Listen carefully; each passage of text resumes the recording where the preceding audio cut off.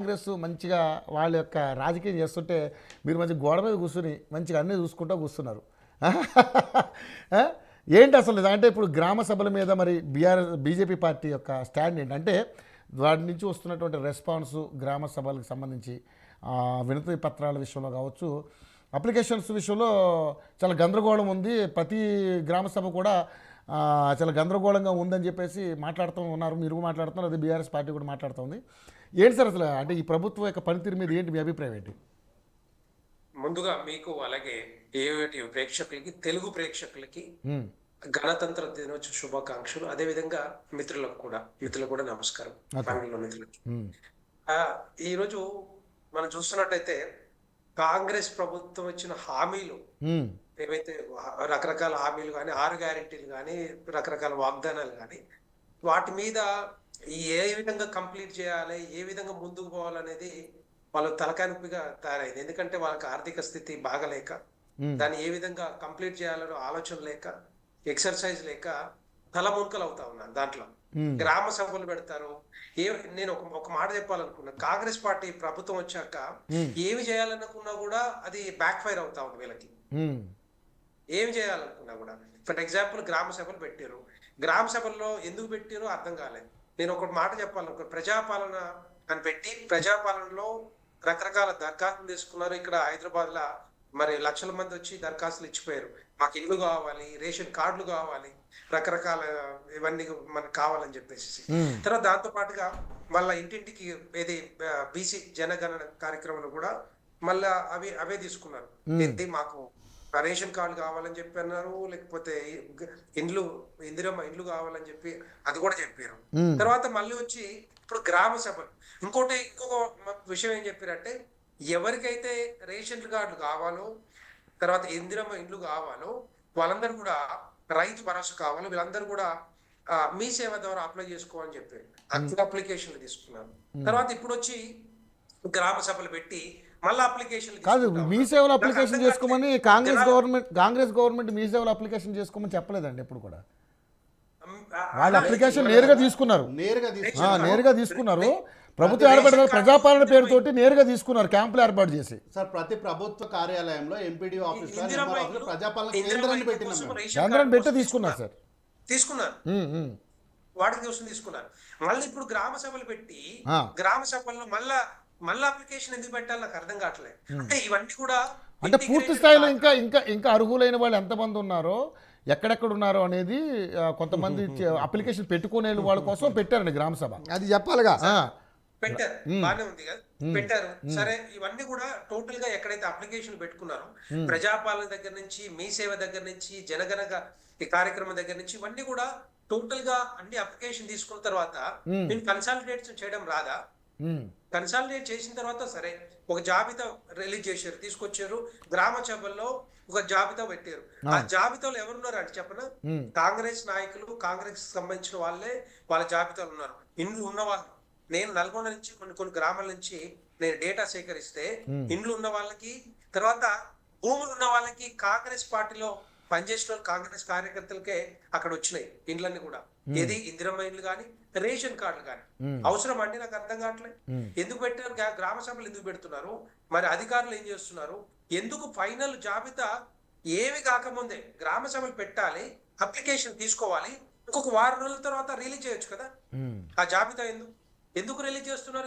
ఇంత జనాలందరినీ ఎందుకు కన్ఫ్యూజ్ చేస్తా ఉన్నారు? అసలైన లబ్ధిదారులకు దొరకకుండా, అందకుండా ఇవన్నీ కూడా తూతు మంత్రంగా ఏదో ఒక విధంగా చేస్తా ఉన్నారు. ఈ అప్లికేషన్లు, ఈ జాబితా అంతా కూడా ఎవరు కలెక్ట్ చేశారు, ఎవరు కలెక్ట్ చేసి అధికారులకు ఇచ్చారు, ఆ అధికారులు జాబితా ఎందుకు రూపొందించారు? ఇవన్నీ కూడా నేనేమంటున్నానంటే, సర్వే చేయకుండా ఇష్టం వచ్చినట్టుగా ఏదో తూతు మంత్రంగా చేసేసి, ఇప్పుడు నేను చెప్తున్నాను కదా, మీరు వెరిఫై చేసుకోండి. నేను ఒక గ్రామం పేరు చెప్తా, ఆ గ్రామంలో ఎంతమందికి వచ్చిన ఇండ్లు, ఎంతమందికి రేషన్ కార్డులు వచ్చినా ఒకసారి వెరిఫై చేసుకోండి చెప్తాను నేను. మాడుగులపల్లి మండలంలో గురుప్పగూడెం గ్రామం అనే గ్రామంలో 25 మందికి వాళ్ళకి ఆల్రెడీ ఇండ్లు ఉన్నాయి, పక్కా ఇండ్లు ఉన్నాయి. తర్వాత రేషన్ కార్డులు అవసరమే లేదు, వాళ్ళకి భూములు ఉన్నాయి, వాళ్ళకి ఆ జాబితాలో పేర్లు వచ్చినాయి.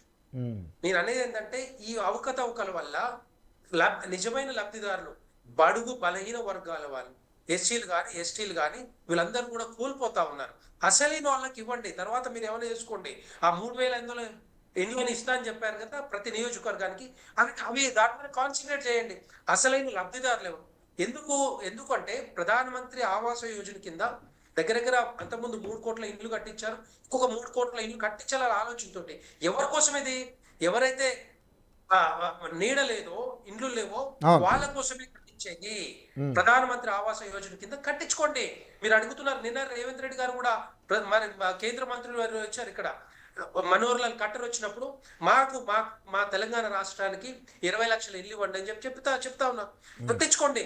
కానీ మీరు లబ్ధిదారులు ఎంపిక చేసినప్పుడు ఒక పక్క ప్రణాళికతోటి సర్వే చేసి తీసుకోవాలి తప్పితే కాంగ్రెస్ కార్యకర్తలకో లేకపోతే వాళ్ళకి సంబంధించిన వాళ్ళకో వేరే వాళ్ళకో ఇట్లాంటిది కాదు ఇచ్చేది. అసలైన వాళ్ళకి ఇస్తే డెఫినెట్ గా వాళ్ళు కూడా మీకు కూడా ఓట్లేస్తారు కదా రేపు పొద్దున స్థానిక సంస్థల ఎన్నికలు వచ్చినప్పుడు. ఈ గొడవ అంతా కూడా అదే జరుగుతా ఉంది. మాకెందుకు రావట్లేవు, వేరే వాళ్ళకి ఎందుకు ఇస్తున్నారు, దాని విషయంలోనే ఇవన్నీ కూడా గ్రామ సభల్లో, ఒక్క గ్రామ సభ కాదు, ఒక్క ఊర్లో కాదు, ప్రతి ఊర్లో ఇదే ప్రాబ్లం అంట. ప్రతి ఊర్లో ఇవన్నీ కూడా ఏంటంటే ఒక ఎక్సర్సైజ్ లేకుండా, ఒక ప్రాపర్ ప్లాన్ లేకుండా ఇష్టం వచ్చినట్టు పెట్టడం, చేతులు కాలేక ఏది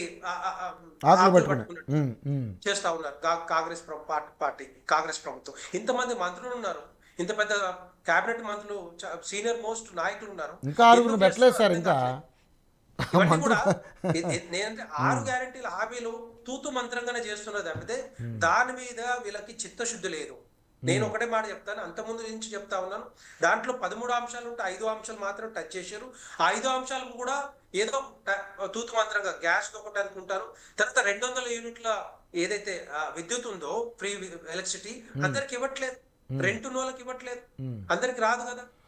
దాదాపు 42 లక్షల మంది లబ్ధిదారులకి మేము ఉచిత కరెంటు కానీ గ్యాస్ కానీ అన్ని అందజేస్తున్నామని చెప్పి ప్రభుత్వం అధికారికంగా రిలీజ్ చేసింది కదా పివి రెడ్డి గారు. అవును సార్, నేను అదే చెప్తున్నాను. ఇంకా మిగతా అంటే పూర్తి స్థాయిలో అంటే దాదాపు 99% 90% అయింది, 10% ఉంటుంది కంపల్సరీ అని చెప్తా ఉన్నారు కదా గవర్నమెంట్ కూడా. 10% ఉండరండి. ఇప్పుడు 10% ఇప్పుడు ఇల్లు లేని వాళ్ళు, మీటర్లు లేని వాళ్ళు, రెంట్కున్న వాళ్ళు హైదరాబాద్ చుట్టుపక్కల ఎంతమంది ఉంటారు? టౌన్లలో పోని 40 లక్షల మందే ఉన్నారు, చాలా మంది ఉంటారు కదా. మరి వాళ్ళందరికీ ఏ విధంగా ఇస్తారు వీళ్ళు? అదొకటి, దాని మీద లేదు, దానికి ఒక ప్రణాళిక లేదు, వాళ్ళకి ఎట్లా ఇస్తారో కూడా నాకు కూడా తెలియదు. రెండో పాయింట్ ఏంటంటే రైతు భరోసా. కానీ రైతు భరోసా ఎప్పుడు ఇవ్వాలండి? ఎప్పుడైనా వానకాలం వచ్చే ముందల, వానకాలం ఏదైతే పంటలు వేసే ముందల వాళ్ళకి సపోర్ట్ గా రైతు భరోసా ఇవ్వాలి. దాని మీద లేదు. వానకాలం పోయింది, ఎండాకాలం పోయింది, అది కూడా పోయింది. ఆత్మీయ భరోసా, రైతు కూలీలకు 12,000 రూపాయలు ఇస్తున్నారు. రైతు భరోసా 15,000 అని చెప్పారు, దాన్ని ఇప్పుడు కుదించారు. ఎందుకు కుదించారు, ఎందుకు చెప్తున్నారో, ఎందుకు కుదిస్తున్నారో అర్థం కావట్లేదు. తర్వాత మహిళలకు ఇస్తా అని చెప్పారు 2,500 రూపాయలు, తర్వాత వృద్ధులకి 4,000 రూపాయలు ఇస్తా అని చెప్పారు. మీకు ప్రభుత్వంలోకి రావడానికి తెలంగాణ ప్రజలందరూ కూడా మరి మీరు ఇచ్చిన హామీల కోసమే కదా ఓట్లేసి గెలిపించింది. మరి వాళ్ళ కోసం మీరు చెయ్యరా? వాళ్ళ కోసం ఎప్పుడు తప్పించుకొనే పోతుంటారా? ఇప్పుడు ఈ హామీలన్నీ కూడా, ఇవన్నీ కూడా నేను రేపు అంటున్నారు, రేపు 4 ఇనాగ్రేట్ చేస్తామని చెప్పేసి. ఈ 4 ఎన్ని రోజులు నడుస్తాయో తెలియదు, ఎంత మందికి ఇస్తారో కూడా తెలియదు. ఈ రుణమాఫీ కూడా అదే విధంగా చేశారు. ఒక 50% చేశారు, ఇంకా 50% అట్లాగే ఉంది. ఏదో ఒక సాకుతోటి దాన్ని కొనసాగించడము, లేకపోతే దాన్ని డైవర్ట్ చేయటము, లేకపోతే మర్చిపోవటము రేపొద్దున ఎవరు అడగారు కదా అని చెప్పేసి. ఇవన్నీ కూడా రేపొద్దున స్థానిక సంస్థల ఎన్నికలు వస్తా ఉన్నాయి. భారతీయ జనతా పార్టీకి చిత్తశుద్ధి ఉంది. ప్రజల తరపున, మహిళల తరపున, రైతుల తరపున, విద్యార్థుల తరపున పోరాటం చేసేది భారతీయ జనతా పార్టీ. మేము గోడ మీద అంటే ఇప్పుడు మాకు అధ్యక్ష ఎన్నికలు జరుగుతా ఉన్నాయి కాబట్టి మేము కూడా అబ్జర్వ్ చేస్తా ఉన్నాం. 1 year టైం ఇద్దామని ఆలోచనతో ఉన్నాం. 1 year టైం ఇచ్చాం, చూస్తున్నాం. రేపొద్దున కాదు తెలంగాణ అధ్యక్షుని ఎవరు నియమించబోతున్నారు అది కూడా చెప్పండి మరి. అదే ఎవరైతే రేపొద్దున కాంగ్రెస్ పార్టీని, బిఆర్ఎస్ పార్టీని ఓడించి రేపొద్దున 2028 ఎన్నికల్లో గెలిపించే సత్తా ఉన్న నాయకుడికే అధ్యక్ష పదవి వస్తా ఉంది. అదే ఆ వ్యక్తి ఎవరైనా ఒక ఐడియా ఉండాలి కదా. అది ఎంతమంది దాదాపుగా 5 పేర్లు వినపడతా ఉంది. ఈటల రాజేంద్ర గారు ఉన్నారు, ధర్మపురి అరవింద్ గారు ఉన్నారు, తర్వాత రఘునందన్ రావు గారు ఉన్నారు, అరుణ్ గారు ఉన్నారు, డికే అరుణ గారు ఉన్నారు. ఇంత చాలా మంది ఉన్నారు సత్తా ఉన్న నాయకులు. భారతీయ జనతా పార్టీ ఏదైతే మేము అనుకున్నామో ఏదైతే టార్గెట్ ఉందో ఆ టార్గెట్ కోసం డెఫినెట్ గా మరి రేపొద్దున అధ్యక్షులు అవుతా ఉన్నారు. రైట్. ఒకటి Bharatiya Janata party BRS target చేసినట్టుగానే రేపొద్దున కాంగ్రెస్ పార్టీని కూడా టార్గెట్ చేసే అవకాశాలు ఉంటాయి. Right. ఒకవేళ వీళ్ళు హామీలు అమలు చేయకపోతే హామీలు పూర్తి చేయకపోతే డెఫినెట్ గా భారతీయ జనతా పార్టీ గ్రామాల్లో ఏ విధంగా మేము చెప్పామో అదే విధంగా గ్రామాల్లో మేమందరం కూడా వెళ్ళే అవకాశాలు ఉంటాయి. ఇంటింటికి వెళ్ళి మరి కాంగ్రెస్ చేసి అంటే తప్పులని మీరు కూడా గ్రామ సభలు కండక్ట్ చేసి కాంగ్రెస్ చేసిన వైఫల్యాల గురించి చెప్తా ఉంటారా? ఆ విధంగా కాకుండా కూడా ఇంటింటి కార్యక్రమం మేము కూడా చేస్తాం కదా. మీరు కూడా, ఇప్పుడు okay, గ్రామ right. సభలు ఎందుకు పెట్టుకుంటున్నారు? వీళ్ళు స్థానిక సంస్థల ఎన్నికల్లో గెలవడానికి ఏదో మేము చేస్తున్నాం తూతూ మంత్రంగా మేము గొప్ప పనులు చేస్తున్నాం చెప్పుకోవడానికి చేస్తున్నారు తప్పితే Right. తెలంగాణ ప్రజలు నిశ్చితంగా పరిశీలిస్తా ఉన్నారు, Right. వింటా ఉన్నారు, చూస్తా ఉన్నారు. Right. రకరకాల ఛానల్స్ ఉన్నాయి, మీడియా ఉంది, రోజు కనబడతా ఉంది ఏ విధంగా తెలంగాణలో కాంగ్రెస్ ప్రభుత్వం మరి ఈ హామీలని తుంగలో తొక్కుతుందో. ఇవన్నీ కూడా గమనిస్తా ఉన్నారు. Right. తెలంగాణ రాష్ట్రంలో భారతీయ జనతా పార్టీ డెఫినెట్ గా స్థానిక సంస్థల ఎన్నికల్లో గెలుస్తా ఉంది, మీరు చూస్తారు కూడా. రైట్.